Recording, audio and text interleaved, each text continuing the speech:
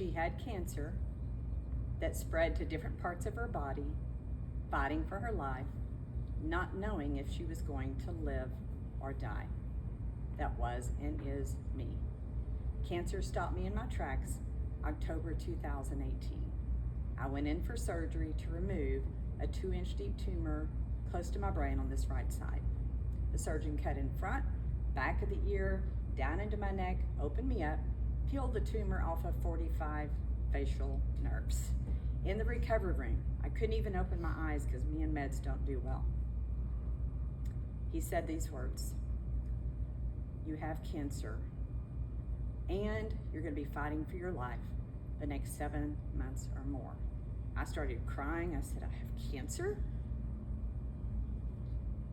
My grown kids, my sweetheart, were in the room, and I thought, Naomi, get it together. It is always a shock when you hear those words. I'm a fighter.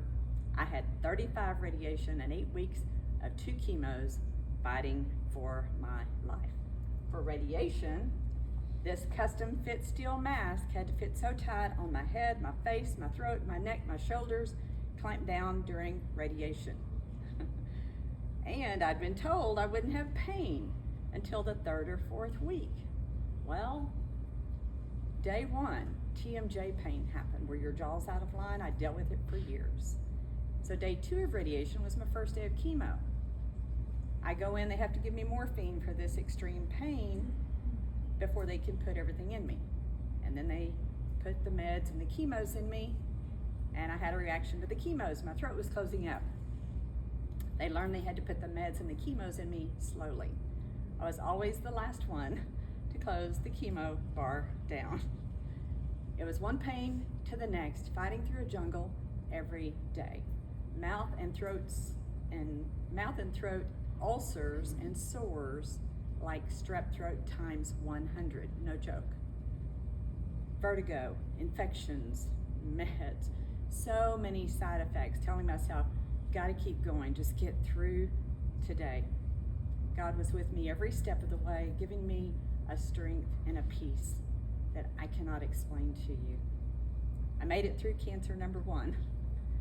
I was told if I hadn't gone in that October, I would have been dead in 3 months. Even during radiation, my doctor said, this tumor can go to your brain any minute. Later, he told me, Naomi, because of your positive attitude, you made it through what a lot of people don't make it through in the stage you were in.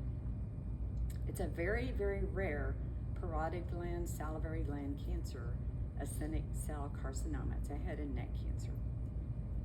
2020, year of COVID, cancer number 2 shows up in my left lung, same cancer. Had 5.5 months of double dosages of both chemos, fighting for my life again. A lot of neuropathy pain, not much sleep, made it through again. Now I'm told it's metastatic, stage 4, in my blood and lymph nodes, and it will pop up when and where it wants. March 2022, number 3 shows up in my chest wall near my heart. I had 5 radiation, piece of cake, even though it was risky.